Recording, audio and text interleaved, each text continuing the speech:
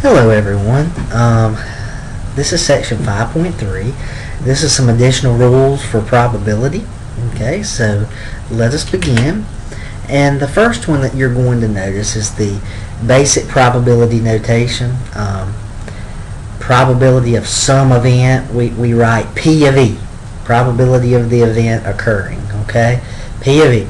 So look at this example I have up here. It says these are the 6 outcomes if you roll a die. Use probability notation to express the probability that the die comes up an even number.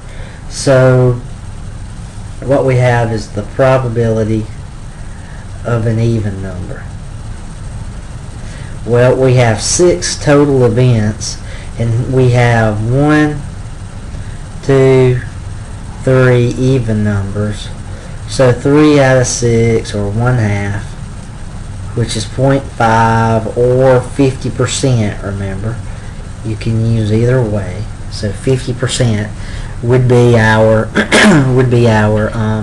probability there. So that would be using probability notation. Okay, probability notation. Now,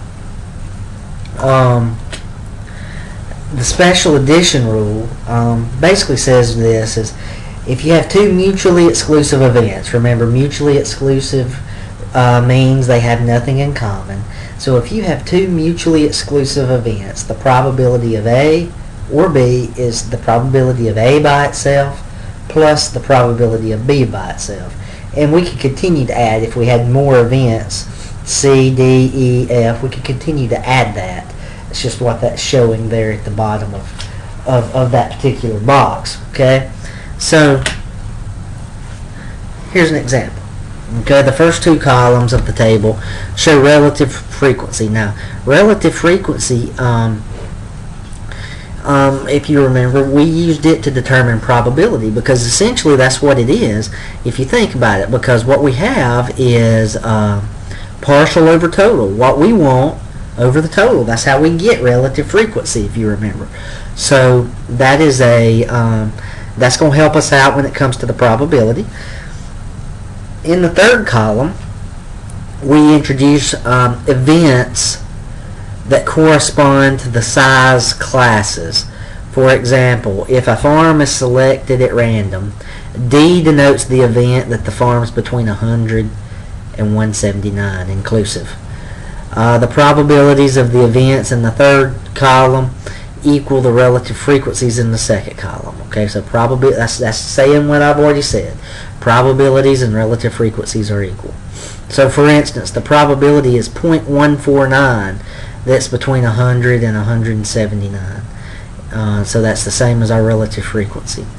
So what we're asked to do in probability notation, what we're being tasked with is, what is the probability that it's inclusively between 100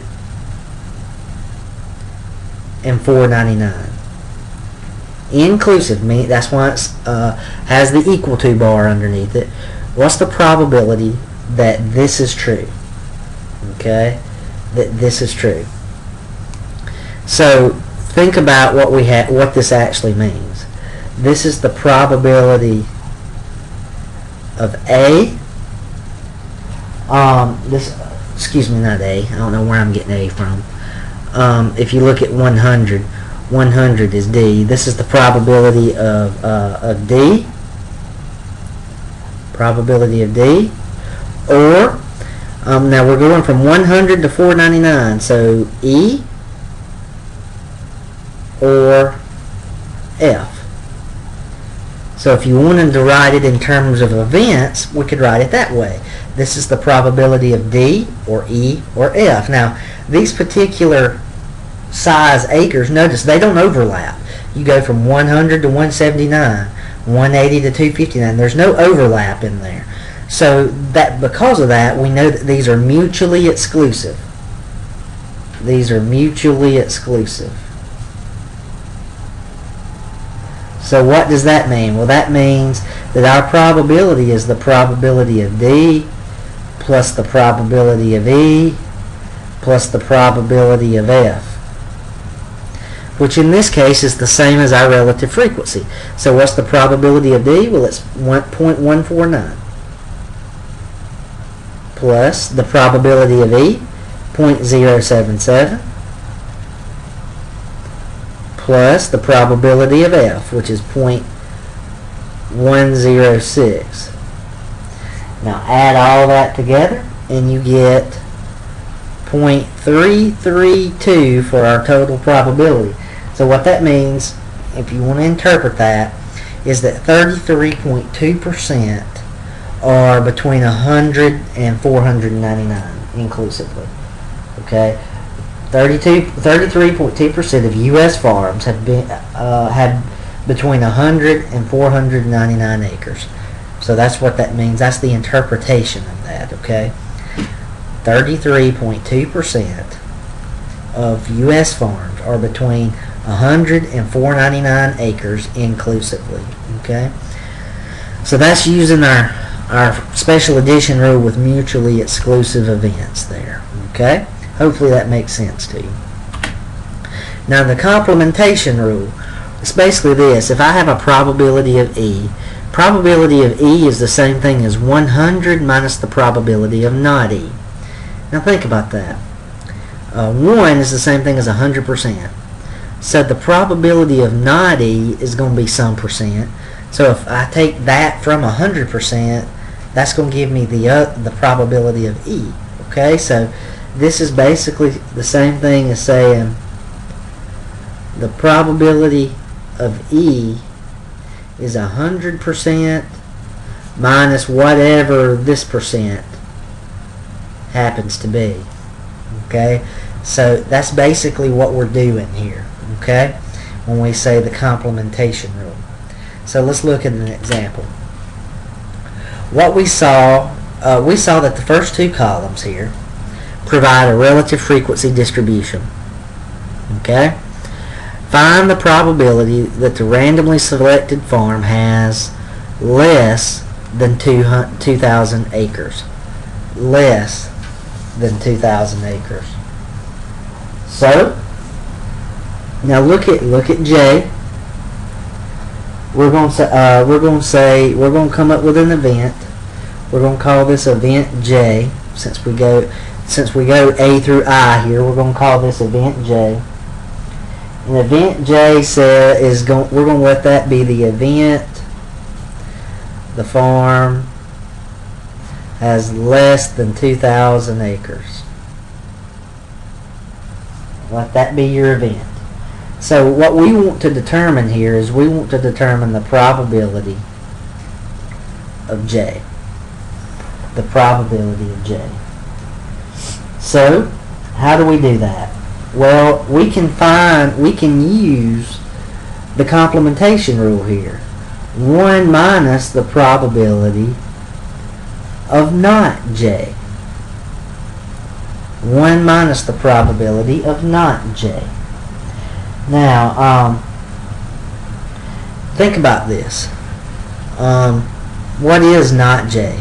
If J is less than 2,000 acres, not J would be 2,000 or more. Well, look right here. We already know what that is. We already have 2,000 or more down here at probability I. See? So not J would be 2,000 or more since J is less than 2,000. So this is 1 minus 0.035. That would be the probability of not J. That would be the probability of 2,000 or more, which would equal 0.965 or 96.5%. Now, some of you are screaming at the screen saying, Mr. Francis, all I had to do was add up all of these. All I had to do was add up all these, and that's true. You could have added all those up, and that would have gotten us to where we need to go. But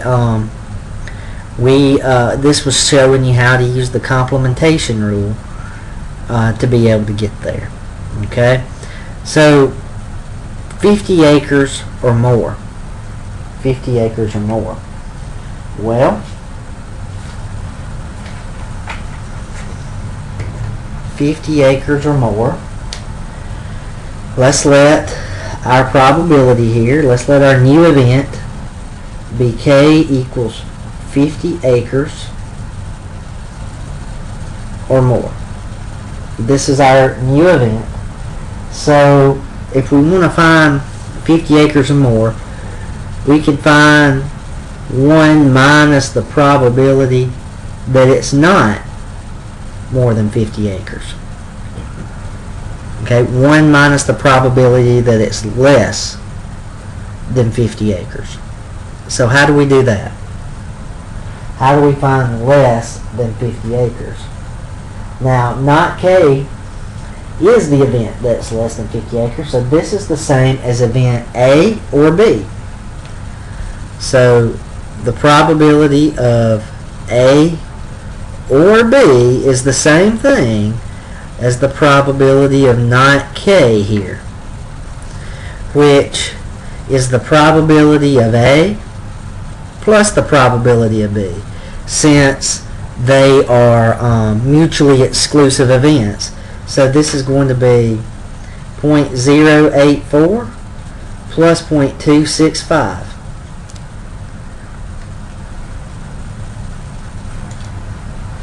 Plus 0.265, and what does that give you? 0.084, excuse me, plus 0.265. I realize my 5's kind of hard to see on here, so it's 0.084 plus 0.265. So add those two together, see what you get, and you should get 0.349. Now that's the probability of A or B and the probability of not K. So that's the probability that it's less than 50 acres. So we're wanting to find out the probability of more than 50, so we just subtract it from 1. And that tells us the probability of it being more than 50 acres, which would be, in this case, 0.651. 0.651. Now that's using the complementation rule to be able to solve this. Notice how we work through this and how we even used our mutually exclusive special addition rule in here. Okay, so be able to apply all these rules now. Remember, there's lots of different examples for this. So doing homework is going to be very important to this part, to this lesson. Okay. Now, the general addition rule says this, says that if A or B are any two events, then the probability of A or B excuse me, is the probability of A plus the probability of B minus the probability of A and B. Now, tell me, why are we subtracting this? Why are we subtracting this? Because it's counted twice. Counted twice. Okay? Remember, when you were looking at the probability of A or B, excuse me, I'm so sorry, I know that's loud. When you were looking at this and all of this was filled in, it counted this center section here. That center section can be counted for A and for B in this particular drawing. It can be counted for A or for B. So we don't need it to count for both of them. So that's why we subtract one of those off, so it only counts once. Okay, so it only counts once if we're doing the probability of the whole thing. Alright, so let's look at an example. Consider again the experiment of selecting one card at random from a deck of 52 playing cards. Find the probability that the card selected is either a spade or a face card. Either a spade or a face card. Well, the first one says without. using the general addition rule, so we'll go without it. So we want to find probability that it's either a spade or face card.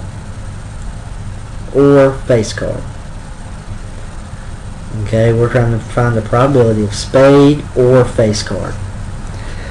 Alright, so if it's a spade or a face card, well, how many spades do we have? We have 13 spades. How many face cards? And there are face cards included in that 13. So how many face cards do we have that are not spades? Well, hopefully you're screaming at the screen that there's 9. Okay, there's a king, queen, and jack for hearts, diamonds, and clubs. Okay, so that's where we get the 9 from.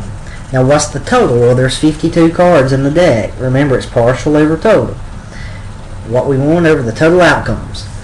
So that's going to be 22 over 52, and that gives us 0.423.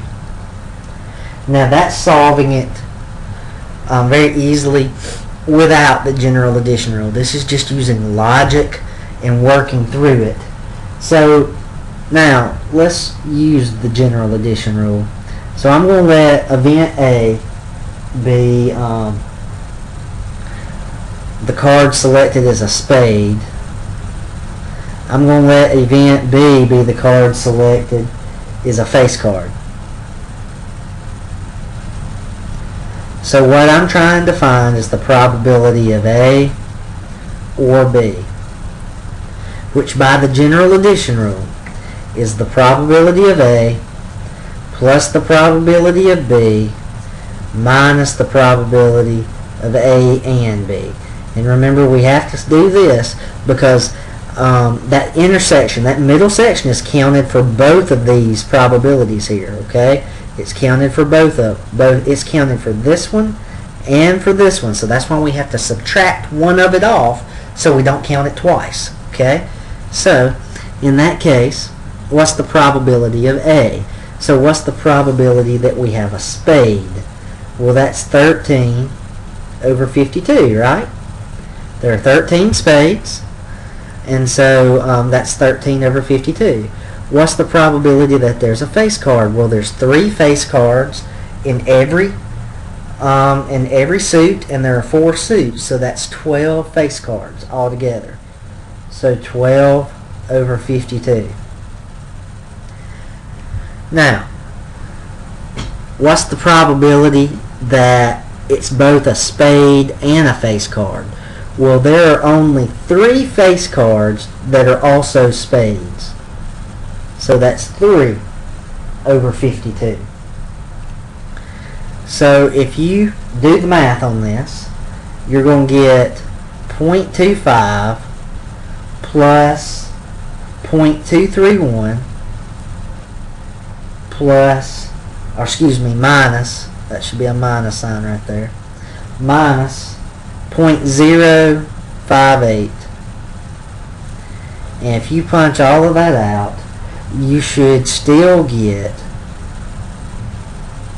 0.423, just like you did earlier when we solved the same problem without the general addition rule. So this right here is the general addition rule.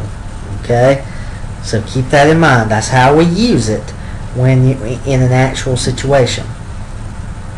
Right, so let's give you another example. Data on people who have been arrested are published by the Federal Bureau of Investigation and Crime in the United States.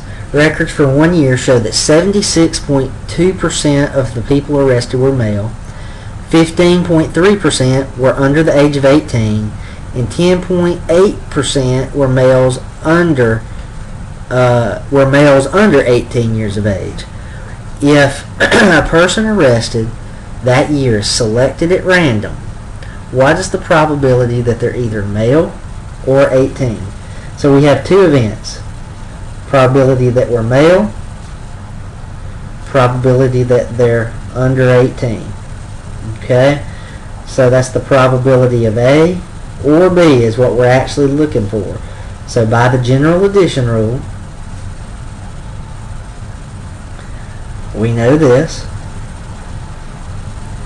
is our rule. Alright, so what is the probability of A? So what is the probability that they're male? Well, if you look up here, the probability that they're male, 76.2%. Now, these are in percent form, so there's really not a need for you to convert it back unless you just want to. Okay, I'll show you here in a minute. But you should get the same answer. So the probability that they're under 18, well, that's 15.3% were under 18 minus they were the intersection of male and under 18. Well, that's the 10.8% right there. And if you do the math, you should get 80.7%. Now, your book, the way your book did it is they changed it back to the decimal form. So if you look in your book and find this problem, they changed it back to the decimal form, which gave you this. Either way, percent, decimal, it's going to give you the same thing, okay? One, it's just a matter of which way you express it, okay? But it's the same thing, so don't worry about that.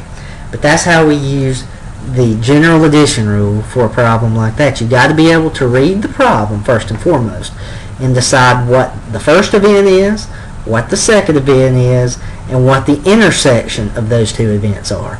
If you can do that, these problems are going to be a piece of cake for you, okay? So we want to decide, number one, what the two events are, number two, what the intersection of those two events are. Alright? So, in conclusion, you should have noticed that these two rules, the general versus the special addition, are very similar. The difference in usage is whether or not they're mutually exclusive, okay? However, the general rule can be used when two events are mutually exclusive. Here's what I mean. This was our, and I've given you a long one here, but this is, I've given you a long one here, but we're, I want to show you the shorter version first. This is the version I gave you earlier, and if it'll just come up here just for a second. A or B equals the probability of A plus the probability of B minus the probability of A and B. This was our general addition rule, and this was our general addition rule right here. Now, this is general addition. This is special addition. Special addition was the probability of A or B equals the probability of A plus the probability of B. Now, notice the difference in these two. I don't know why it's doing this, but notice the difference. The second one, the special addition, is not subtracting off the probability of A and B. The reason being, the special addition rule, as it says above, is for mutually exclusive events. So when two events are mutually exclusive, remember they have nothing in common. So that probability of A and B doesn't exist. It's a zero. So that's why that's not in there. Okay, so that's the difference. These two are very similar. You can use general addition all the time. The difference is when you get ready for the intersection part, you would just have to put a probability of 0 in there. That's what it's saying above, okay? So they're very similar. One of them is just mutually exclusive and has nothing in common, and the other one does, okay? Now, I've given you a longer version of it so you can see that longer formula in case you, I know I think there's a problem on your homework that uses this longer version of the formula with 3 events, okay? So don't this is the general rule for 3 events in the box here. Or yeah, this was 3 events. This is a general rule for 3 events. So if you come up on one like that on homework, don't let that surprise you. I've given you the formula here. It works the same way as the other ones. You just have to, the intersections are just a little bit more difficult to figure out. And I'm going to let you play around with that one because that's a good discovery learning question. It'll help you build your understanding. So if you have questions, make sure you ask your instructor, okay? We're not going to spend much time on that as it will not be a tested subject. This is just for fun facts to know and tell your friends kind of thing, okay? So keep that in mind. Alright, so this has been section 5.3. Let your instructor know if you have any questions. Have a good day.